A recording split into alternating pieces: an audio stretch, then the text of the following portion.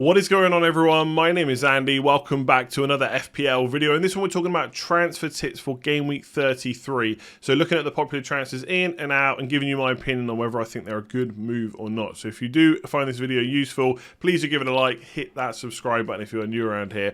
So let's start off with Weghorst, right? He's only been transferred out by 21,000 managers, but a lot of people are frustrated with him, myself included. I watched most of the game against Norwich. I think I watched about 70 minutes or something like that. Obviously, he came off before the 60th minute.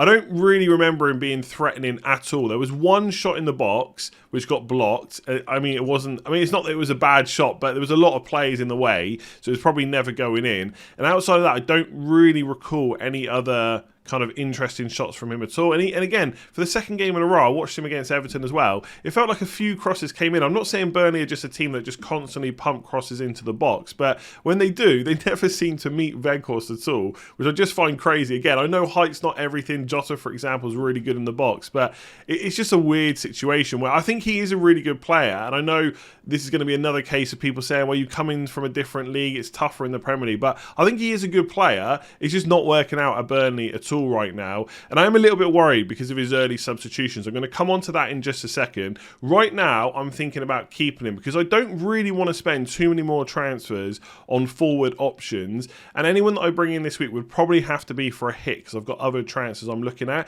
So in my situation, I'm probably going to keep him, and there's a couple of tweets I want to show you, right? So this first one is from FPL Salah. Without messing up my whole screen, I can't show you it, but it's from FPL_Salah.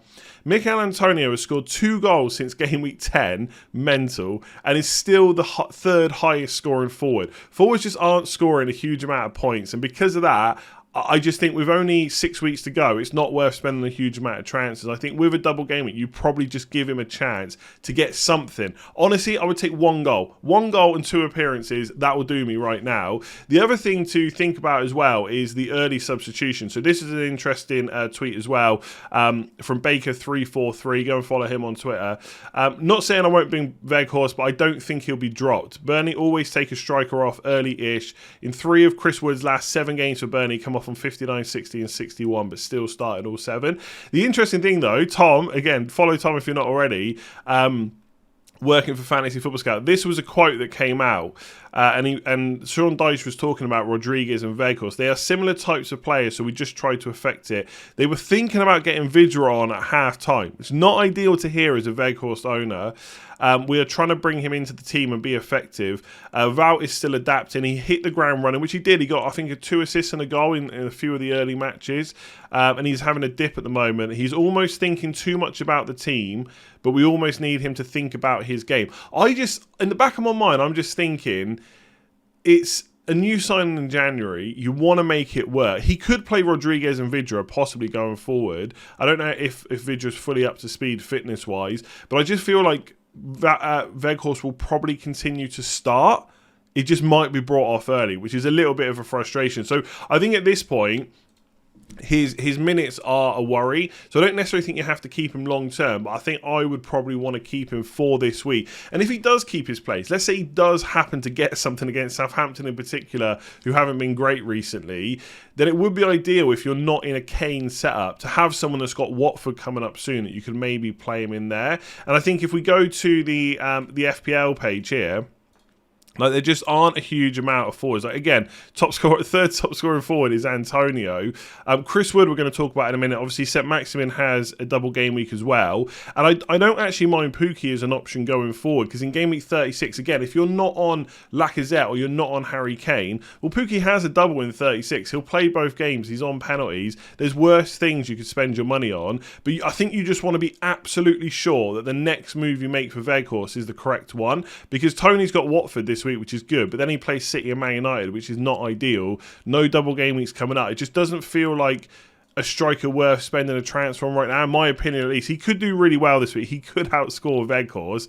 But again, it's all about those precious transfers. So goal threat, really bad. Assist threat, really bad. He's definitely not, at least in this Burnley team right now, a great option. But I just think with the double game week and with people's squads, like looking at other transfers, especially if you're someone that's got like Doherty, Luca Dean, maybe Tierney as well, like two or three of those three, there's just other things to worry about this week. So I'm leaning towards keeping him. unless Sean Dyche says something in the press conference which makes me think he's not going to start, in which case I probably just would look to ship him, because I think although the fixtures are okay, you just don't want a minute's risk in your team right now. Okay, so Chris Wood, a fairly popular transfer in 51,000 transfers already. I'm sure a lot of people have already done the Weghorst to Chris Wood switch. And again, I won't lie, I have thought about it. I may still do it because I think the 2 home games, Leicester at home, Crystal Palace at home, are pretty good. I think overall, since Eddie Howe's come in and since obviously they've made all the new signings, they have been playing pretty well. I know they had that really bad loss to Spurs, but it's Spurs. Spurs are attacking really well right now. Kane and Son and Kulusevski are absolutely on it. I think Leicester at home, Palace at home, they are 2 teams that are much closer to Newcastle's level than Spurs, at least right now anyway, right? So I like that double game week, and obviously then they get to play Norwich as well. And we should say, although Norwich won that game against Burnley should have scored, right? So I think any team that's playing Norwich, we should still kind of look to target them if we can. The problem with Chris Wood is, longer term, and I say that there's only 6 game weeks left, but 35 to 37 are not ideal. So if you bring him in, there's a couple of things you need to think about. One, what does it mean for your structure going forward? Like, for example, one of the things that I might do long term, I'm talking about my team, but I'm sure a lot of people are thinking about it, is Weghorst to a 4.5 million forward. So if I bring Chris Wood in for Weghorst, do I still have to make that move afterwards? In which case, it's one transfer to bring him in, it's another transfer to get rid of him anyway. So is it worth it just for that double game? Is it worth instead just keeping the forward you have, whether that's Weghorst or someone else, and just hoping they get something to kind of equal out what the hit would have been anyway? Because from 35 to 37, it's no good. If you can bench him for those weeks and you can still make all the moves that you want to do, then I do quite like him as a transfer in, because I think you can happily play him in game week 34. The only thing to kind of note is Chris Wood's not having a great season in terms of goal threat. Now, he is a player in the past that has had good underlying numbers. Usually, like we said before, always gets to kind of 10 plus goals in the league. And he's on penalties as well. So I do quite like him for past prospects, but he's not having the greatest season. His goal threat this year, if you look at expected goals, is not very far away from Weghorst, right? Weghorst is 0.15, Chris Wood is 0.16. And if we're saying that Weghorst is rubbish, that kind of indicates that Chris Wood's probably a little bit rubbish right now. I would just say, because we know in the past that he's been good, that we know that he can be at that level in the Premier League, and obviously we know that Newcastle got good players around him as well, which are going to help. So I think with the penalties as well, I think he's a good option for this week. I think he's a good option for game week 34. But I don't think we should suddenly elevate him to this level where he's now like the best striker to bring in, because ultimately I think he only had like 1 shot in the last game. He got 9 points, got the goal from the penalty, and again, you shouldn't discount penalties from a player. But I don't think he's like this suddenly amazing option. I would have him on a free hit. I think if you've got a spare transfer, you can bring him in, fair enough. But I would just think carefully about your structure and how often you're just going to have to bench him going forward anyway. All right, let's talk about Son. 124,000 transfers in already. Not surprising after a hat-trick. And he's great. I think any Spurs player you want to bring in right now, Son, Kane, Kulusevski, they're all good for various reasons. Kane's got penalties. At some point, I'm sure Spurs will get a few and suddenly his scores will be inflated. Son's obviously explosive, as we've seen recently, and will continue to tick over with points. And Kulusevski is the value pick that just keeps on consistently getting FPL points. So they're all really good, but it would be boring if I just sat here and said, yeah, it's obvious, bring him in. And I don't think any manager that's brought him in is making a mistake, but I do want to talk about the counter arguments. The devil's advocate in me wants to talk about, some counter points. So one is, and I say this as a Son owner, I'm not a bitter non-Son owner here. I own him, but I think the points he's got in the last 3 weeks are probably unsustainable, right? He's not going to go and get 15, 12 and 21 over the next 3 game weeks. We know how good he is. We know he's at nearly 200 points. He's going to break that barrier. He probably will next season as well. But I think the fact that we've got that cluster of goals and assists all in the space of 3 weeks has been a little bit lucky for us owners to get it all in that, especially when we've captained him twice, right? He's probably not going to do that for the next 3 weeks, but he will continue to tick over points. So I don't really have, again, any problem with people bringing him in. He's still a decent option. I don't think I would do Kane to Son. Just like a few weeks ago I said I wouldn't do Son to Kane. I just don't think it's worth a transfer. You stick with the one that you've got. I know like people are now saying, well, Son's playing up front because Kane's dropping in, he's providing the assist. Kane always does that, right? But he still gets plenty of shots off. He's still got those penalties. Unless you need the money, and it is worth reiterating once again that Son is a bit cheaper than Kane. Unless you need that money, and for some reason you need to free up a forward spot, which I don't see why you would need to do that, I just wouldn't spend your transfer. The other devil's advocate point I want to make, right, and I know this is going to be a long shot, but look, again, I want to give you all the options. There is potential for Man United to have back-to-back doubles. Now, as far as I know, go and follow Ben Crellin on Twitter, go and follow Planet FPL, Lego Mane, people like that. The reason that could happen is if Chelsea go out with the Champions League and if they win their FA Cup game against Crystal Palace, it could mean a rejig of the fixtures slightly, right? So if I just bring up the fixtures here, what it would mean is, and this isn't 100% definite, but if Chelsea go out of the Champions League, then it does become more likely than not. This game for Man United in Game Week 37 would get moved, so against Chelsea at home, would get moved to Game Week 34. Now, straight away, yes, I would 100% agree with you. Man United would have 4 fixtures in 2 game weeks, but they're not necessarily ideal. They'd have that Norwich game at home, then they'd have Liverpool away, and then it's Arsenal and Chelsea. Okay, so it's not ideal, but back-to-back doubles, and then Brentford at home.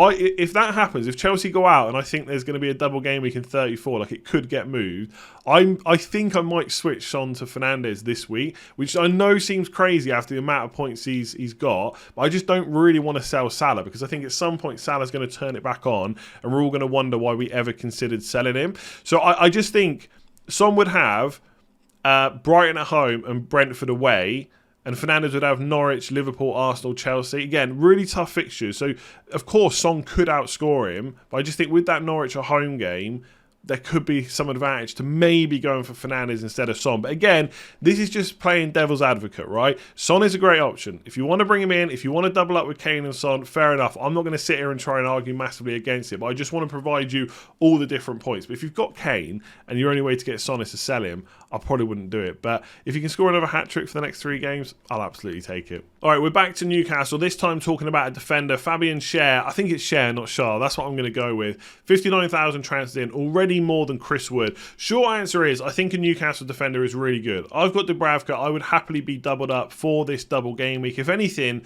I think the Newcastle defence is maybe a little bit better than its attack right now. And I know Leicester are not pushovers, Palace are not pushovers either, but I could see at least 1 clean sheet from these 2 games. And then if you had to play him in the Norwich away game, it wouldn't be that bad either. I think right now people have got a lot of defender injuries. We're going to talk about Doherty in just a second. But I do think Schär is kind of like a decent, 5th defender, right? You play him in the double if you need to, you play him against Norwich, but ultimately, most of us are starting to build to have big at the back, right? And I think some people will probably go with 5, like big defenders, premium defenders. Most of us will probably go for 4. And I think by game week 34, 35, that's definitely going to happen, right? Because there's not many more game weeks to go. Man City's fixtures are really good, Liverpool's are decent as well, and Chelsea could have those back-to-back doubles as well, so they'll be really interesting too. So I think at that point, Schär kind of does a great job. You get him in, he's cheap, so he's an enabler. You have the double game week, you have the Norwich game, and then you probably don't play him for the rest of the season unless you absolutely had to. So I do like him. Couple of points. One, I think Matt Target is a slightly better option, but he is more expensive, 4.7 million. Now, that doesn't sound like a lot, right? 0.3, but I'm looking at future transfers for my team, and money is very tight. So I think I probably would save the money. Between him and Burn, I really don't think there's too much difference. Like, expected goals for Schär is 0.06. For Burn, it's 0.05. Like, it's really like they're so close. If you like Dan Burn, if you're a Brighton fan and you just want to get him back in your team, you love how tall he is, whatever it might be, just get Burn instead if you want to. But ultimately, the short answer is I think Newcastle defenders are good options to bring in this week. The one thing I would say, if you're thinking about getting a Man City defender in, and I know the price difference is quite big, but for example, I can afford to bring in Laporte and maybe save a transfer rather than going for Schär, that is something I'm considering, because I think the clean sheet for Man City, look, never say 100%, but against Brighton at home, it looks pretty damn good that that's going to happen. And so if Schär only gets 1 clean sheet from these 2 games, yes, he might outscore Laporte, but I don't think it would be by a huge amount. And obviously Laporte's goal threat himself is proper decent as well. That saving the transfer might be worthwhile, just bringing in that single game weeker. There's not too many other defenders I'd really be looking at this week. If I haven't already got the Arsenal defender, I probably wouldn't bring them in. I think a Man United defender may be on free hit, but I wouldn't bring them in because maybe with the back-to-back doubles, you could maybe argue it's not a bad move. But who would you even go for? Would you really want to stump up the money for Maguire? So double game weekers wise, I don't think there's too many other great options, like Burnley defender instead of Newcastle, no. And then single game weekers, Chelsea have got Arsenal. Reece James, I'd be worried about whether he's going to start. Liverpool have got Man United. Again, they could win to 0, but I think Man United have got a chance for a goal. They might lose 4 or 5-1. But the point is, I just think it's really between either Newcastle defenders or Man City defenders for the best options. And if you want to save a transfer down the line, like if Cher is going to take up a spot that you might want to swap later, it could just be worth going for the Man City defender straight away. Obviously, Cancelo if you've got the money, or if not, get Laporte now and get Cancelo later. This one sucks for a few different reasons, right? One, I think from an FPL point of view, none of us really want to sell Matt Doherty. He's playing really well, the fixtures are really good, and he's fairly cheap too, right? I think he would have not made a mockery of that price, but he definitely would have scored more points than a lot of players who are that price in FPL. But also for him as well, to be out for the rest of the season, when he's had, like, I think he's had a pretty hard time at Spurs, like trying to establish himself in the squad. Then Conte comes in and he does what he does all the time, which is get players to play really well. And I think right now, you know, without the injury, Matt Doherty is probably their best wing-back right now, given how they're all playing. But he is looking like he's out for the season. I don't think it's been officially confirmed by the club yet, but enough good journalists are talking about it that I would just accept that it's going to happen, right? At some point, when Conte speaks or when they put out maybe an article or whatever, it is going to get confirmed. So 89,000 managers have already transferred him out. If you haven't transferred him out, you could wait for news, but I think it's time to start thinking about replacements. Now, I already just spoke about defenders quite a lot for Cher, so I'm not going to go back over old ground. I think if you want to bring in a defender around that price, Newcastle defenders probably are the best if you don't need to play them for the, after the next 2 game weeks for the rest of the season. I do think Matip is probably someone that a lot of us have ignored wrongly. I know obviously it's much more exciting to have Salah, Trent and Robertson, but Matip has been exceptional value given he's so much cheaper than the other Liverpool defenders. My only worry would be, if you bring in a Liverpool player, I think you definitely want him to play the double game week. And I don't know if he would play back-to-back games. I think he will play enough minutes over the rest of the season to warrant his price and make him a really good value option. But I think as an FPL manager, I want him to play back-to-back in the double. And I'm not sure that would happen, which is why I'd probably be put off. So outside of that, you could switch to another Spurs defender if you wanted to. The fixtures are still pretty good. But I think for a lot of people, you're looking to upgrade, get your premium defenders in, and you're looking at obviously the likely lads, right? It's Liverpool, Man City and Chelsea. Now, Chelsea let's just say Reece James is a good option for a second. Chelsea do have one extra fixture over Man City. But the problem is Man City's fixtures are so good. If it was between Laporte and Rudiger, I actually think I'd probably take Laporte over Rudiger with his extra game. And I think Laporte's goal threat, like I said to me ago, is pretty decent. Obviously, Cancelo and Trent are the 2 best options, I would say.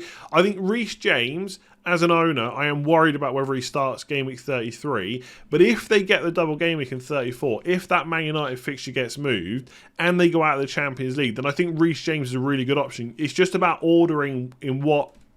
It's about putting together an order of when you bring certain defenders in. So I've got Reece James, so I can't get rid of him. But if he doubles in 34, West Ham and Man United, what that means is he's still got 2 double game weeks. But instead of having them back-to-back, 36 and 37, he would have them in 34 and 36 instead. But he wouldn't have any blank game weeks. So he'd just have a single game week in 37. So he'd still be a really good option. So I think West Ham at home, Man United away, for Chelsea defence is probably okay, especially with how attacking Reece James is. Everton away, perfectly fine to play him in that. Wolves at home, Leeds away is really decent as well. And it's Watford at home in game week 38. So I think Reece James is a great replacement for any defender you're looking to sell right now, but I wouldn't look to buy him this week. I think you just wait until game week 34. I think the priority this week, if you're not going double game week defenders, is Man City. And again, if you can afford Cancelo, great. If you can't, you just go for Laporte. I think right now that the defence that I'm trying to build towards is probably Trent, James, Cancelo and Laporte. Robertson's a great option if you can afford it. I just can't. So I'm not really looking to massively rip up my team to get him in. I think having those other 4 defenders is fine. And obviously, if you want to go to a 5 at the back formation, that's decent too. But 4 is where I'm looking. Anyway, I think we've spoken about defenders enough. Matt Doherty, I wish you were playing for the rest of the season. Hopefully, you're an option next year. The only downside is he's definitely going to be more expensive next year. Probably 5.5 million. Anyway, I'll leave it there. Hopefully, that was helpful. If it was, give it a like. Keep supporting the channel. Hit that subscribe button if you're new around here. And I'll be back tomorrow with another video.